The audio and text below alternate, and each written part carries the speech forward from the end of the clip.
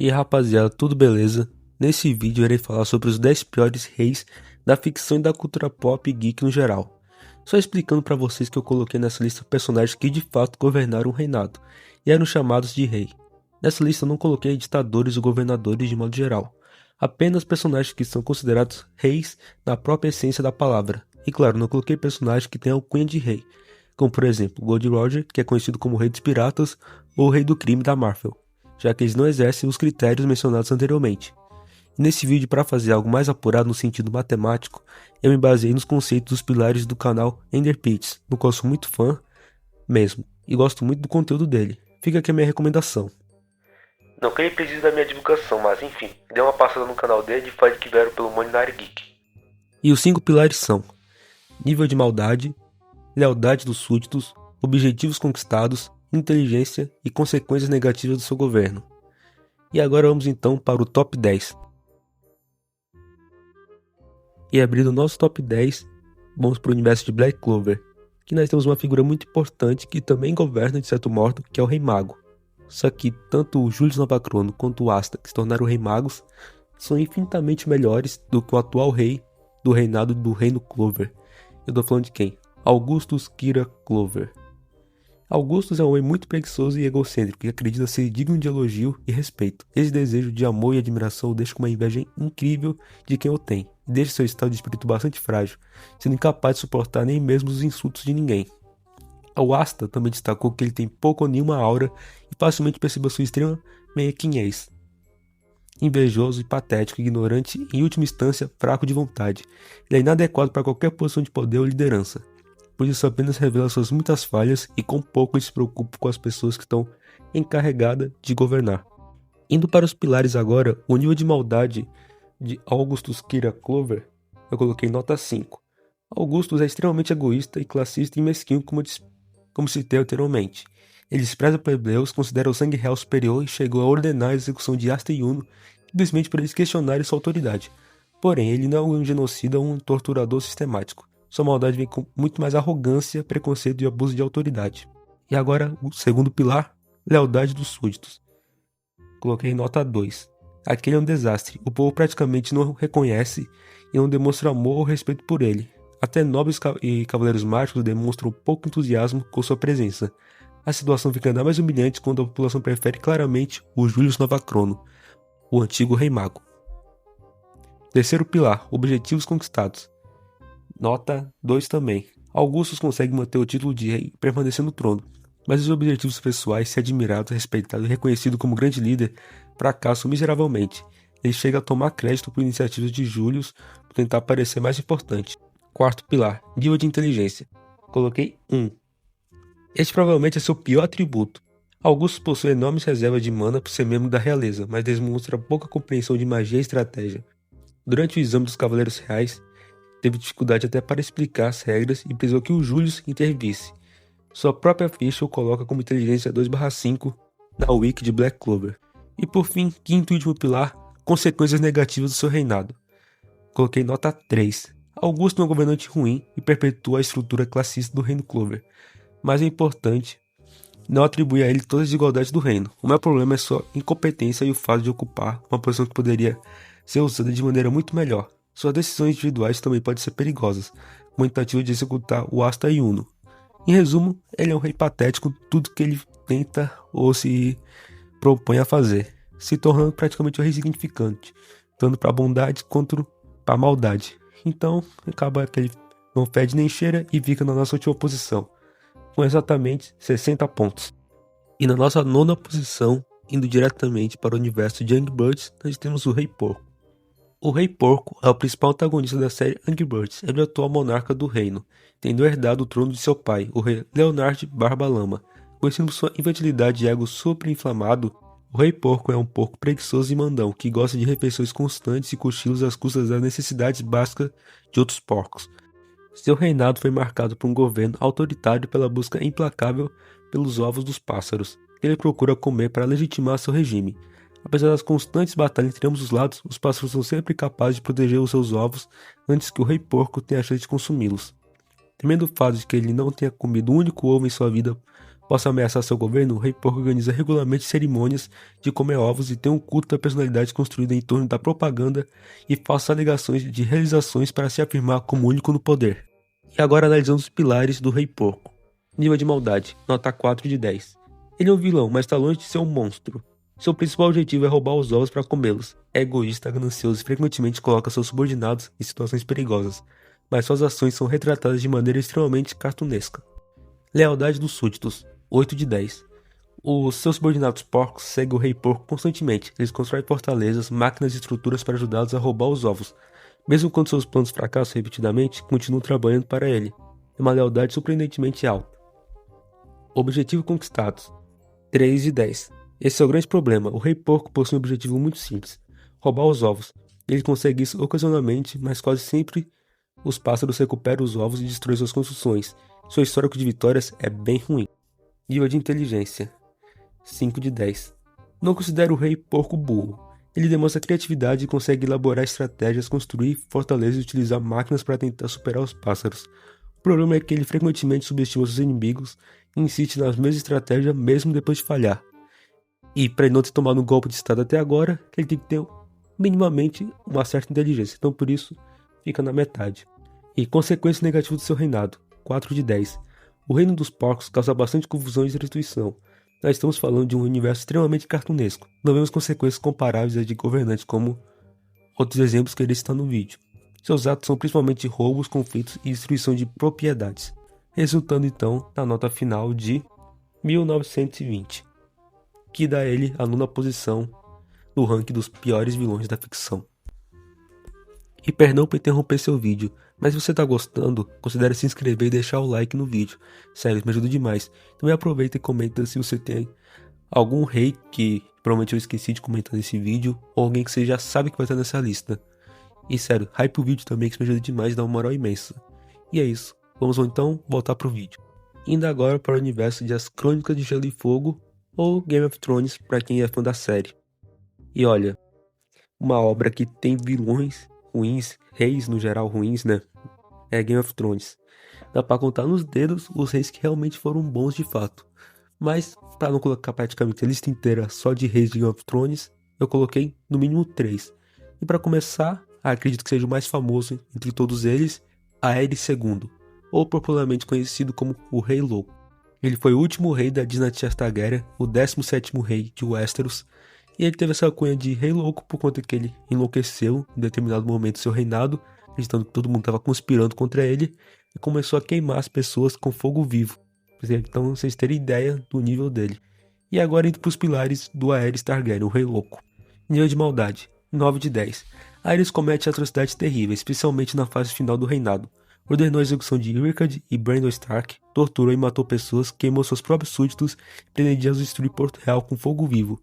Porém, parte de sua crueldade está ligada à paranoia, instabilidade mental e o medo de conspirações. Por isso não considero um 10 absoluto. Lealdade dos súditos. Coloquei 4 de 10. No início, Aerys tinha bastante apoio, porém sua própria paranoia e comportamento destruíram progressivamente sua legitimidade. A situação chegou a um ponto de muitos de seus próprios vassalos se rebelarem, enquanto Jaime Lannister, membro da Guarda Real, acabou matando-o.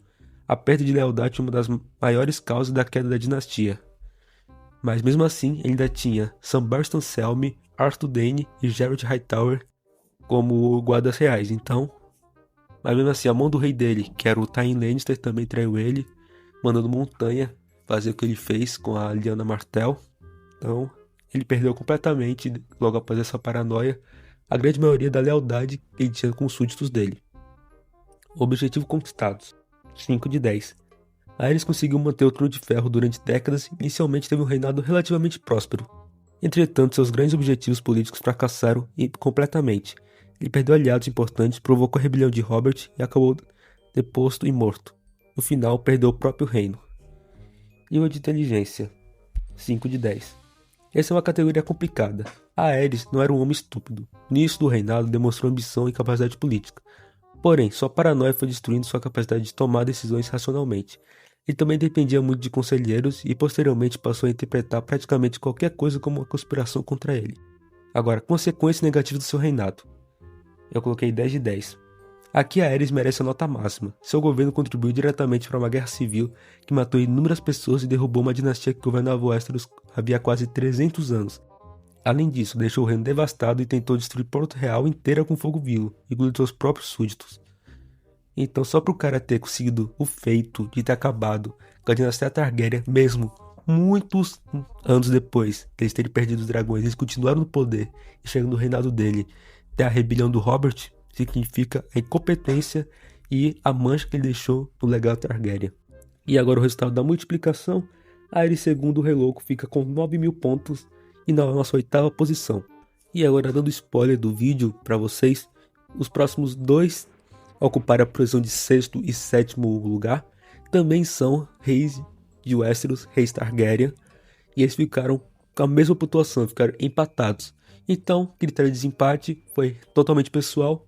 Em 7º lugar, eu coloquei Maegor, o Cruel, o 3º rei de Westeros. Indo agora para os pilares de Maegor Cruel, o cara que simplesmente conseguiu domar Balerion, o Terror Negro, nível de maldade. Não teria como ser outro, eu coloquei 10 de 10. Maegor é um dos governantes mais brutais da história de Westeros. Executava inimigos sem piedade, utilizava tortura, exterminou opositores e ficou famoso por respostas extremamente violentas às rebeliões. O episódio do julgamento dos Sete e a repressão dos inimigos da coroa são exemplos de sua crueldade. Além do que, ele declarou guerra com a fé de Westeros, que é praticamente suicídio. Vocês terem a noção da crueldade dele e como que ele tá nem aí pra nada. Agora, lealdade dos súditos. 3 de 10. Maegor governava principalmente através do medo. Muitos lords obedeciam porque tinham medo de enfrentá-lo, não porque fossem genuinamente leais. Conforme seu reinado avançou, sua base de apoio diminuiu drasticamente. No final, praticamente ninguém estava disposto a lutar por ele. Não é à toa que quando teve a rebelião final contra ele, ele praticamente ficou sem todos os aliados se voltaram contra ele. Terceiro pilar, objetivos conquistados. Coloquei 8 de 10. Maegor conseguiu tomar o Trono de Ferro, derrotar diversas rebeliões e consolidar temporariamente a autoridade da coroa. Também completou a construção do Red Keep, embora em circunstâncias brutais, lembrando que logo após o término da construção do Red Keep, ele mandou matar todos os arquitetos e construtores para ninguém saber os segredos que tinham em volta do Red Keep. Seu grande fracasso foi não conseguir garantir uma sucessão estável nem preservar seu poder até o fim. Mas se pegar a comparação de todos os feitos e objetivos conquistados, ele conseguiu derrotar o Aegon sem coroa, que vai ser o principal oponente na sucessão do trono, que era para o Aegon sem coroa suceder o seu pai, o Aenys, mas o Maegor conseguiu usurpar do trono, então ele quase conseguiu os objetivos, mas com tanta rebelião da fé, principalmente da fé militante de Westeros, acabou enfraquecendo o reinado do Maegor. Guia de inteligência. Eu coloquei 7 de 10. Maegor não era estúpido, era um guerreiro extremamente capaz de saber utilizar força militar e terror politicamente. Porém, sua incapacidade de conquistar legitimidade e sua dependência excessiva da violência demonstram limitações políticas. Ele sabia vencer batalhas, mas não sabia necessariamente governar. Quinto e último pilar, consequências negativas do seu reinado. 9 de 10. Seu reinado deixou Westeros profundamente traumatizado. As guerras religiosas e políticas provocaram inúmeras mortes, destruição e instabilidade. Além disso, sua brutalidade contribuiu para enfraquecer a própria dinastia Targaryen, tornou sua morte praticamente inevitável. E todo mundo lembra o quão complicado foi o início do reinado Jaehaerys, o Conciliador, por conta de toda essa guerra que o Maegor Cruel deixou em Westeros para ele conseguir unir todo o Westeros de novo, apoiar a casa Targaryen. Foi uma dor de cabeça tremenda para o Jaehaerys. Além disso, o Maegor Cruel teve seu final, ainda é um mistério, ninguém sabe, mas foi encontrado morto, empalado no trono de ferro. Uma morte muito irônica para alguém como ele. E totalizando, multiplicando, Maegor, o Cruel, ficou com 15.120 pontos, ocupando nossa 7ª posição. E continuando em Westeros agora, para finalizar o último rei, que senão, como eu falei, a lista ia ser só dos reis de Westeros, principalmente os reis Targaryen, é Aegon IV, o Indigno. E ele ficou com a mesma pontuação do Maegor Cruel, mas justifico isso por conta que a principal consequência, legado que ele deixou para o seu reinado, foi ter legitimado seus bastardos, que deu origem às grandes rebeliões Blackfyre, que foi uma dor de cabeça tremenda para Westeros durante muito tempo. Então, por conta desse acontecimento, eu coloquei ele na frente por questão pessoal mesmo.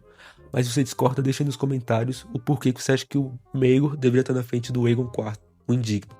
Indo pro primeiro pilar, nível de maldade do O Indigno é de 7 de 10. O Aegon IV é extremamente egoísta, cruel e vingativo, e muito irresponsável. Usava o poder para satisfazer seus desejos e prejudicar pessoas que não gostava. Também legitimou seus vários filhos bastardos no leito de morte, sabendo que isso poderia gerar conflitos. Não é desse porque não possui o nível de sadismo sistemático de alguém como o Maegor, por exemplo. Lealdade dos súditos. Eu coloquei 6 de 10, que apesar de profundamente desprezado por muitos, Aegon ainda não conseguiu manter uma parcela considerável da nobreza ao seu lado. Seu poder como rei e sua capacidade de distribuir favores ajudava a manter sua autoridade. Porém, sua reputação pessoal era péssima e muitos lords simplesmente o toleravam. Objetivo conquistados. 6 de 10. Aegon conseguiu fazer praticamente tudo aquilo que queria durante seu reinado. Acumulou amantes, riquezas, influência e humilhou seus inimigos. Politicamente, porém, foi pouco produtivo. Seu maior feito, entre muitas aspas, involuntário, foi criar as condições para futuras guerras sucessórias ao legitimar seus bastardos. Foi um reino praticamente medíocre. Claro, teve essa bomba que ele soltou no final de sua morte, mas foi um reino totalmente apático do reinado Targaryen. Um reinado sem pé nem cabeça. E seu nível de inteligência, eu também coloquei 6/10 porque o Aegon não era um completo idiota. Sabia manipular pessoas, identificar rivalidades e utilizar os recursos da coroa para satisfazer seus interesses. O problema era sua enorme falta de disciplina e visão de longo prazo. Ele frequentemente deixava seus desejos pessoais dominarem suas decisões políticas. E consequências negativas do seu reinado, não tem como, 10 de 10. Aqui o Aegon é assustador. A decisão de legitimar seus bastardos Blackfyre criou uma bomba relógio para a sucessão. Daí nasce a disputa entre Daemon II e Daemon Blackfyre, que posteriormente leva às rebeliões Blackfyre, que foram 4 no total. Séculos de instabilidade podem ser parcialmente rastreados até suas decisões. E no final, a multiplicação de Aegon IV Indigno fica também com 15.120, e por conta das rebeliões Blackfyre, eu coloco ele acima do Maegor o Cruel, em 6ª posição. Indo agora para o universo de blocos da série Lego Ninjago, nós temos o rei Vangelis. Vangelis é o ex-rei de Shintaro e o pai de Vanya. Anos antes do ninja chegar a Shintaro, Vangelis enviou o Lowry para encontrar um dos restos esqueléticos de Hazadu, antes de enganá-los e bandi-los para Rock Bottom.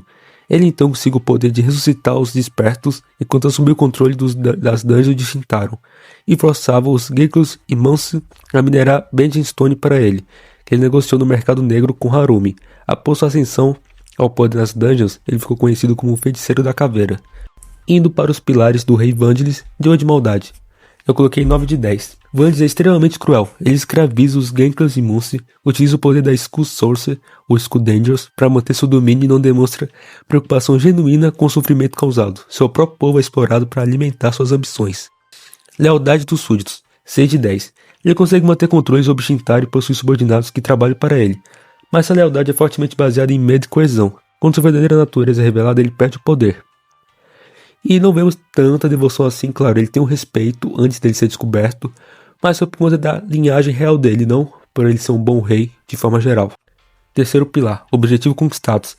Aqui eu coloquei 7 de 10. Vangelis consegue dominar Shintaro por bastante tempo, manter Genkos e Munsi sob controle e explorar os recursos das profundezas. Seu plano funciona durante anos, porém, ele acaba sendo derrotado pelos ninjas e perde completamente seu poder. Além do que, ele consegue vender bastante daquela pedra que anula os poderes elementais para Harumi. Então, em certa parte, ele consegue ser 7 de 10. Ele é um governante manipulador e bastante calculista. Consegue esconder sua verdadeira identidade, controlar diferentes grupos e utilizar a política de Shintaro para manter seu domínio. Sua maior fraqueza é a arrogância. Ele acredita demais que ninguém será capaz de desafiá-lo. E por fim, consequências negativas do seu reinado, eu coloquei 6 de 10. Seu governo provoca escravidão, exploração e conflitos entre povos. Ele também mantém Geckos e Munsi em condições terríveis e utiliza o medo para preservar sua autoridade. A divisão entre os povos de Shintaro é uma consequência direta da sua manipulação. E fazendo a multiplicação, ele fica com 15.876, ocupando nossa 5ª posição. E eu não podia deixar de fora algum representante do universo dos games. E quem melhor para representar do que simplesmente Bowser, o rei de copas, o maior rival e antagonista de Mario. E ele dispensa comentários, um personagem extremamente clássico, imortalizado dentro da cultura pop, e que seu principal objetivo é praticamente dominar um reino cogumelo e se casar com a Princesa Peach. E olha, ele pode parecer uma piada na primeira vista, Mas, analisando os 5 pilares dele, percebemos que ele tem bem mais feitos para ser um péssimo governante. E olhando os seus 5 pilares, dá pra ver que ele pode sim estar entre os piores reis da ficção. Começando com seu nível de maldade. Eu coloquei 6 de 10. Bowser sequestra a princesa Peach repetidamente, invade territórios e tenta conquistar o reino dos cogumelos. Também coloca seus próprios subordinados em batalhas perigosas, porém, ele possui um lado cômico, e em várias ocasiões coopera com Mario quando existe uma ameaça maior. Portanto, não chega a seu nível de vilões genuinamente sádicos, como outros que eu citei nessa lista. Lealdade dos súditos. Eu coloquei 9 de 10. Aqui Bowser se destaca muito. Seus Copas, Gombas, Boss, Shy Guys e outros subordinados continuam seguindo em inúmeras aventuras. Bowser também possui generais extremamente leais, como Kamek. Mesmo depois de inúmeras derrotas para Mario, seu exército continua existindo e lutando por ele. Objetivo conquistados. 7 de 10. Bowser consegue conquistar castelos e territórios em determinados jogos, praticamente dominar o reino dos cogumelos. Em Super Mario Odyssey, por exemplo, ele reúne recursos de vários reinos para realizar o casamento com Peach. O problema é que Mario sempre acaba frustrando os seus planos. Então no fim ele consegue, mas quando vai chegar no vamos ver, o Mario acaba sempre derrotando ele. Nível de inteligência, coloquei 7 de 10. Não se deixe enganar pelo lado cômico. Bowser é bastante inteligente, ele cria máquinas, armadilhas, exércitos e planos extremamente elaborados. Também consegue utilizar magia e tecnologia para conquistar territórios. Sua maior falha é a obsessão por Peach e a tendência a subestimar o Super Mario. Consequências negativas do seu reinado. Coloquei 7 de 10. As invasões de Bowser provocam destruição em larga escala. Seus exércitos ocupam territórios, sequestram pessoas e frequentemente transformam reinos inteiros em zonas de guerra. Porém, como o universo de Mario é muito cartunesco, as consequências raramente são permanentes ou comparáveis a de governantes de histórias mais sombrias. Então, realizando a multiplicação, nós temos 18.522, dando nosso quarto lugar para Bowser, o Rei de Copas. Indo agora para o universo de O Planeta dos Macacos, a versão mais recente dos cinemas, nós temos simplesmente Próximo César. É o principal antagonista do filme de ação e ficção científica de 2024, Planeta dos Macacos, o Reino.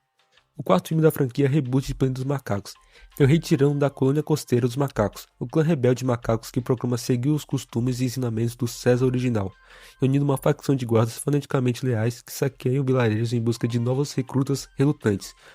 Próximos ambiciona abrir o portão de um cofre repleto de conhecimento e tecnologia humana, como forma de fortalecer seu reino e unir todos os clãs sob seu domínio pela força bruta.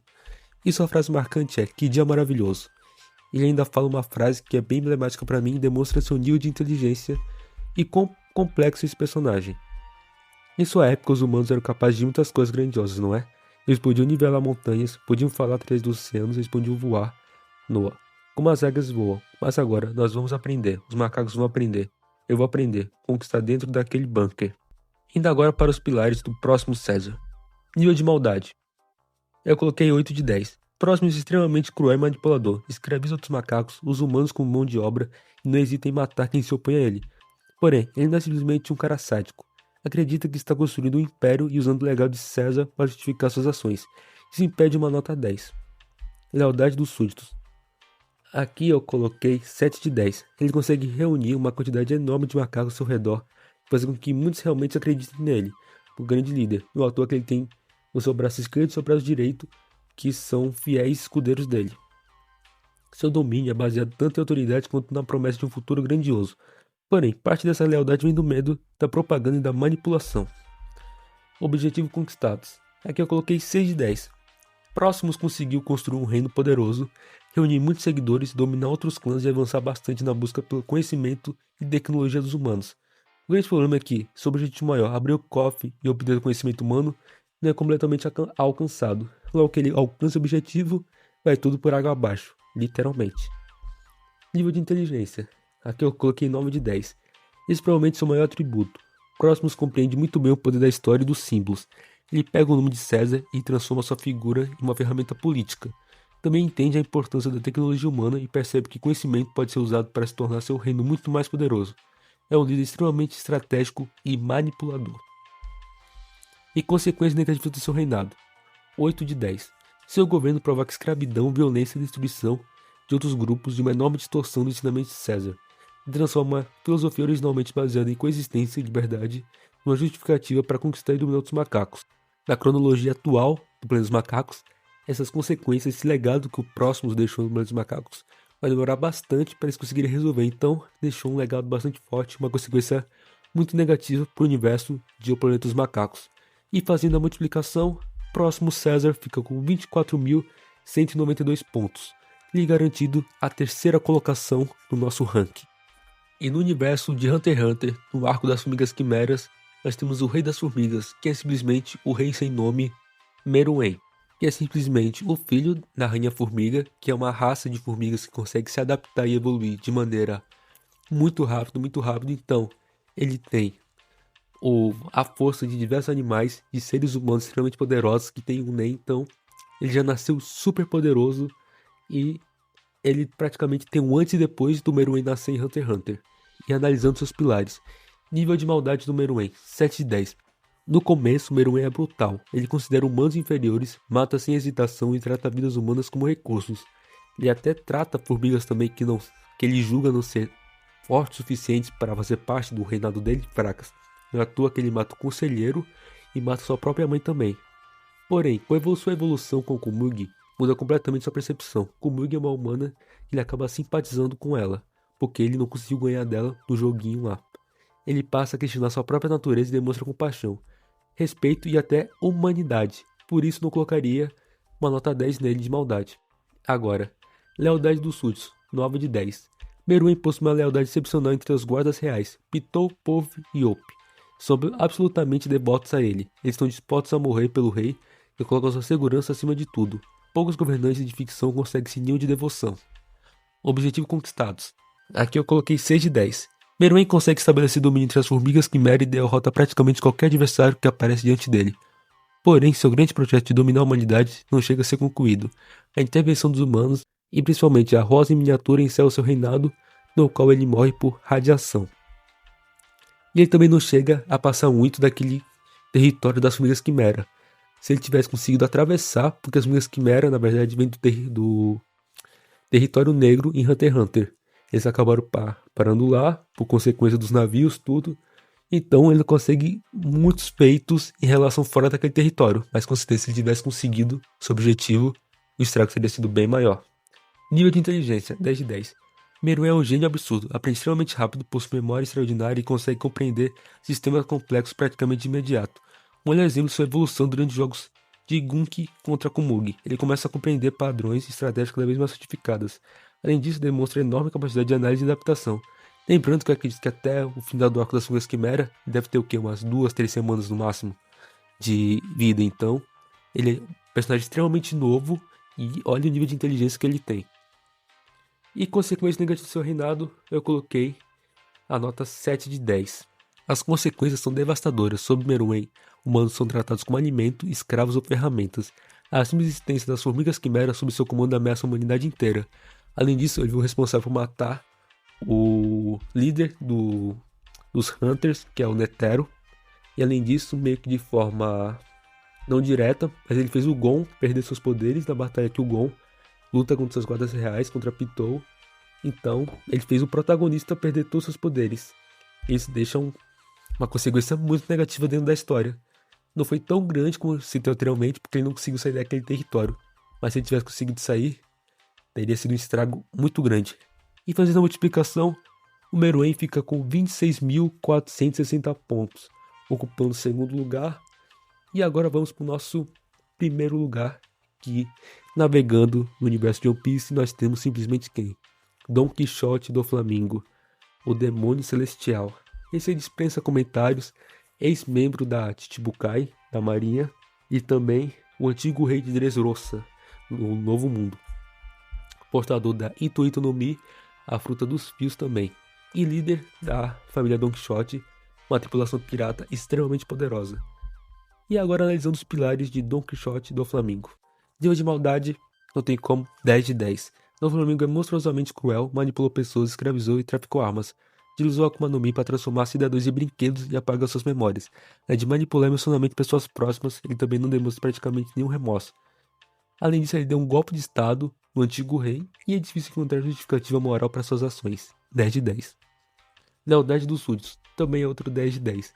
Aqui do Flamingo é impressionante. A família Don Quixote é extremamente leal a ele. Treble, Diamante, Vergo e os demais membros não são simplesmente subordinados, Muitos enxergam do Flamengo como alguém a quem devem sua própria vida. Ele criou uma estrutura quase familiar de lealdade. Mesmo quando sabe de sua natureza, continua seguindo. Objetivos conquistados. Aqui eu coloquei 9 de 10. Do Flamengo conquistou Dressrosa, tornou-se rei, controlou a população durante anos, construiu uma gigantesca rede criminosa, tornou-se um dos principais intermediários do submundo e conseguiu influência sobre a produção e distribuição de armas e smiles. Além disso, chegou a ocupar uma posição entre os membros da Chichibukai. Seu único grande fracasso foi não conseguir manter tudo isso até o fim e ser derrotado pelo Monkey de Luffy. Nível de inteligência. Aí eu coloco 9 de 10. Doflamingo é extremamente inteligente e principalmente estrategista. Ele entende política, economia, manipulação psicológica e funcionamento do submundo. Seu maior talento é transformar outras pessoas em ferramentas. A maneira como controlou Dressrosa é um exemplo perfeito. Não precisava governar apenas pela força, fazer as próprias vítimas acreditarem na realidade que ele criou. E agora, consequências negativas do seu reinado, 10 de 10. O reinado de Doflamingo destruiu completamente a vida de milhares de pessoas. Transformou cidadãos em brinquedos, separou famílias, apagou memórias, criou uma sociedade baseada no medo e explorou o país para alimentar sua organização criminosa. As consequências mais absurdas é que as vítimas sequer conseguiram lembrar que seus próprios familiares existiam. Além disso, ele ajudou a financiar os projetos de Caesar Claw, com um monte de experimento humano e tudo mais, os Smiles, que fortificou o exército do Kaido. Então, ele fez o inferno no universo de One Piece.